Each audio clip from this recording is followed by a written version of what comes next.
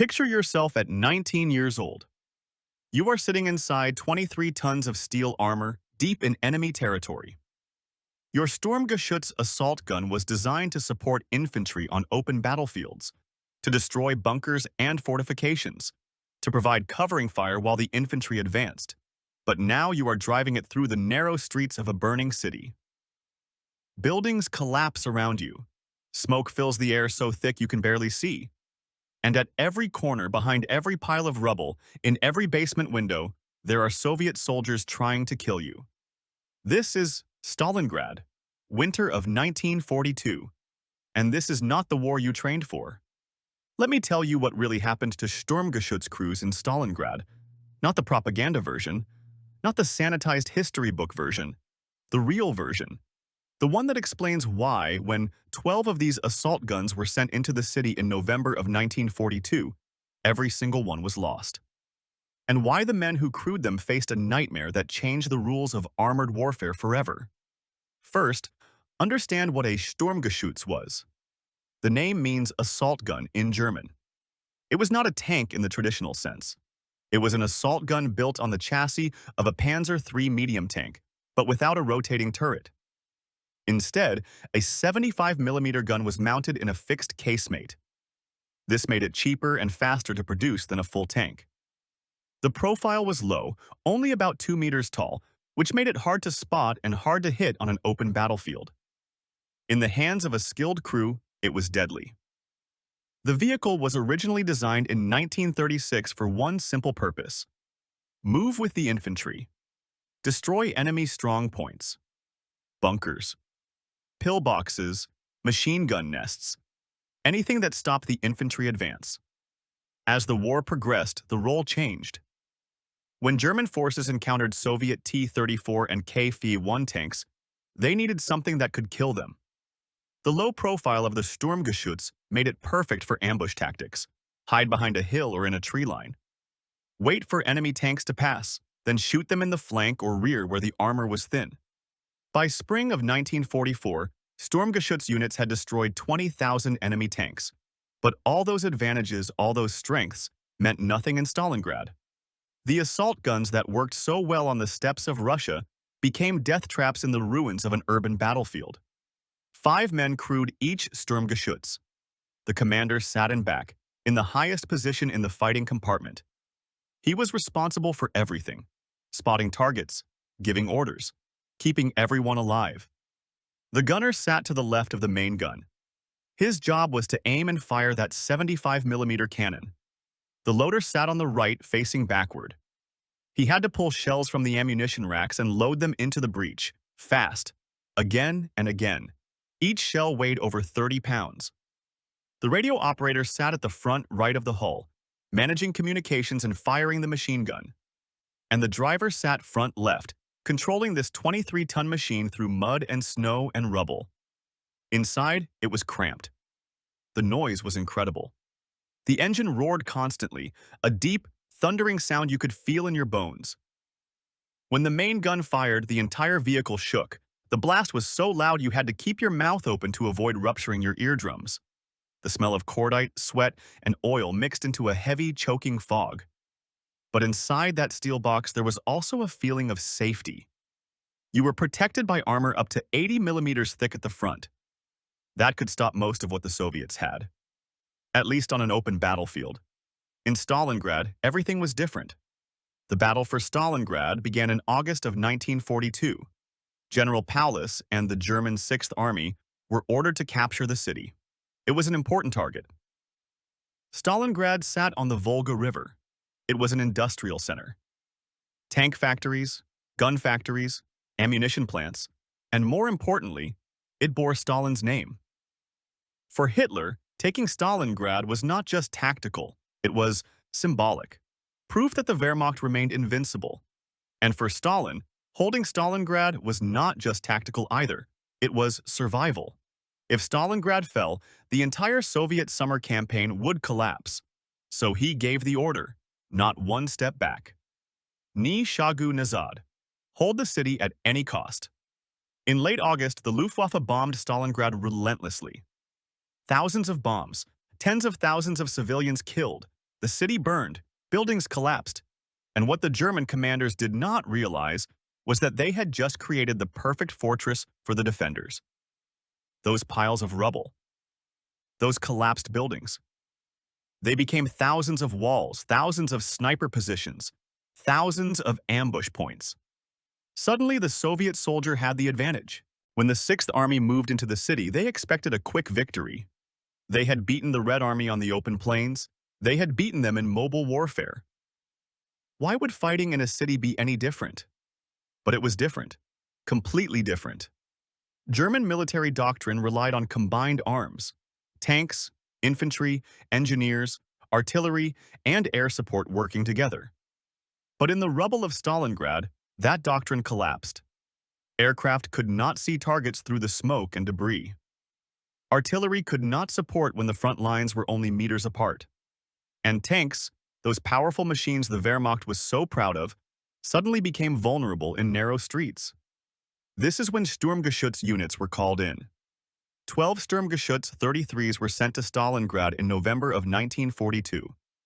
These were special variants, armed with 150mm heavy infantry guns instead of the usual 75mm.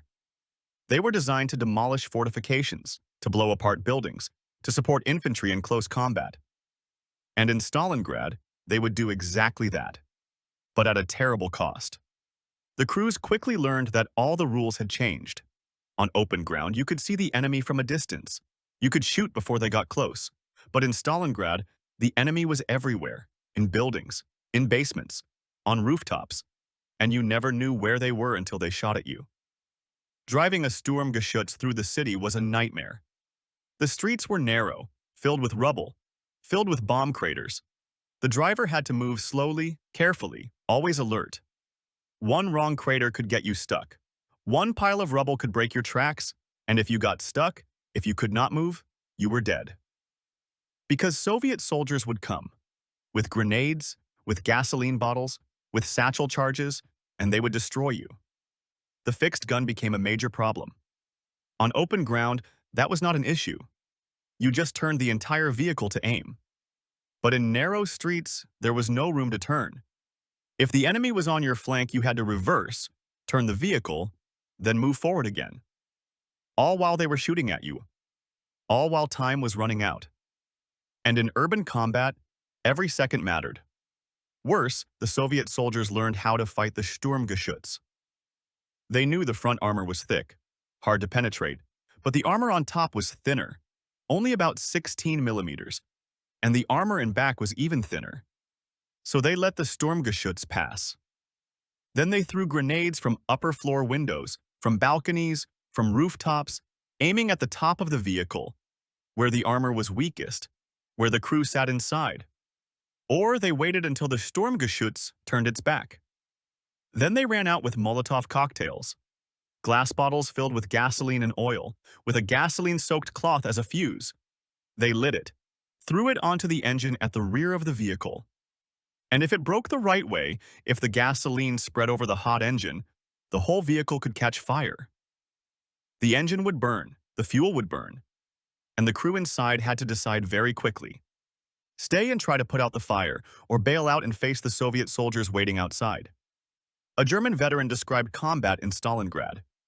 He said the army newsletters always talked proudly about successful German advances, but here in Stalingrad, he saw nothing like that. The only thing he understood was that they were trapped in these ruins like cornered rats, fighting for their lives. That was the truth. Not the heroic stories from propaganda. That was the brutal, terrifying truth. The Sturmgeschütz commander had to make impossible decisions in seconds. Move forward or pull back. Shoot that building or that one. Trust the infantry support or not. Because if you advanced without infantry covering you, Soviet soldiers would emerge from basements and attack from behind. But if you waited for infantry, you became an easy target for artillery and anti-tank guns. And then there was visibility, or rather, lack of it. Inside the Sturmgeschütz, you looked out through small vision slits and optical sights. Your vision was limited. You could not see above, could not see below, could not see directly behind. You relied on the commander standing in the cupola, using binoculars to scan around. But in Stalingrad, with all the smoke and dust and rubble, even the commander could not see everything. Enemies could be 10 meters away and you would not know until they fired. Noise was also the enemy. The engine roared, too loud. Soviet soldiers could hear you coming from far away. They could prepare, set up ambushes, and when you turned into the street, they were ready. Anti-tank guns already aimed. Molotov cocktails already prepared, just waiting for you to enter the trap. 12 Sturmgeschütz 33s were sent to Stalingrad with Sturmgeschütz Battalion 177. All 12 were lost. Not over weeks, not over months, over days. Some were knocked out by anti-tank guns. Some were burned by Molotov cocktails. Some were abandoned when they broke down and could not be repaired. But all were lost. And with them, the crews. We do not know exactly how many of those crew members survived. German records from Stalingrad are incomplete. Many were lost when the Sixth Army was encircled and destroyed. But we know the casualty rates were horrific. Infantry units reported casualty rates of 90 to 100% when fighting for a single building or even a single floor of that building. 90 to 100%. That means almost everyone was killed or wounded. And Sturmgeschütz crews faced the same dangers. The weather became an enemy too. When winter arrived, temperatures dropped. 10 degrees below zero, 20 degrees below zero, sometimes even colder.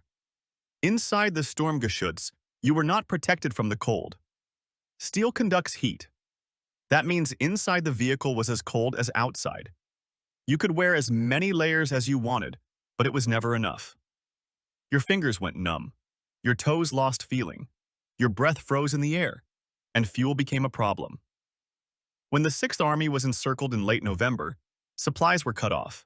Not much fuel came through, not much ammunition, not much food. Sturmgeschütz crews had to ration everything. Only run the engine when necessary. Only shoot when certain of a hit. And even then, ammunition was running out. By January of 1943, some units had no ammunition left. They could only sit there, in their vehicles, in the cold, waiting for the end.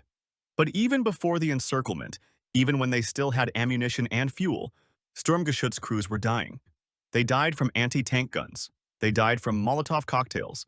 They died from grenades thrown from above. They died from artillery. They died from wounds with no medics to treat them. They died from cold in broken vehicles they could not repair and could not abandon because Soviet soldiers were all around. One of the famous stories from Stalingrad is about excellent Sturmgeschütz gunners. Commanders like Sturmmann Amling, who destroyed 42 Soviet tanks in just 2 days in December of 1942 during Operation Mars. 24 tanks on the first day, even though he was badly wounded. 18 more the next day. These are astonishing numbers, and they show how deadly a Sturmgeschütz could be with a skilled crew. But that story happened at Rzhev, not Stalingrad. At Rzhev, there was still open ground, still room to maneuver, still ways to use the low-profile and powerful gun to gain advantage. But in Stalingrad, all those advantages disappeared. And the best Sturmgeschütz commanders, the best crews, they died just like everyone else. By early February of 1943, the Sixth Army was finished. Soldiers were starving, they were freezing, they were out of ammunition, out of fuel, out of hope. General Paulus, despite Hitler's orders to fight to the end, surrendered on February 2nd. 91,000 German soldiers were taken prisoner, and of those only about 5,000 ever returned to Germany after the war. The rest died in prison camps, died from starvation, died from cold, died from disease, died from wounds that were never treated. Total Axis casualties at Stalingrad are estimated between 450,000 and 850,000. Some estimates go higher. The Germans lost 400,000 men. Italians, Romanians, Hungarians, all died in massive numbers. And the Soviets paid a terrible price too. Over 1,129,000 casualties. This was the bloodiest battle of World War II. Possibly the bloodiest battle in human history. And in the middle of all that slaughter, in the middle of all that death, were the Sturmgeschütz crews.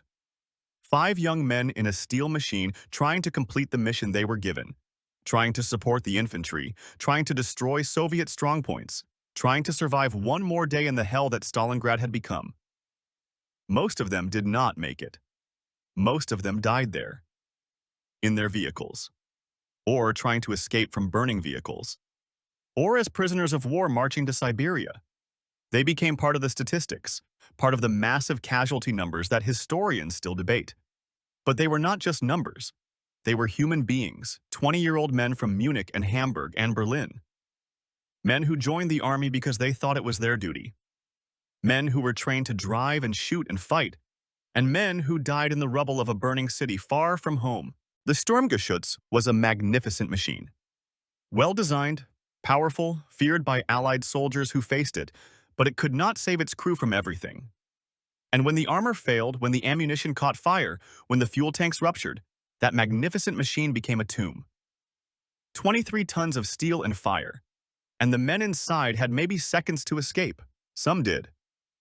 They got out with burns and trauma and nightmares that lasted the rest of their lives. But they lived. They went home after the war, tried to rebuild their lives, tried to forget. Others did not make it.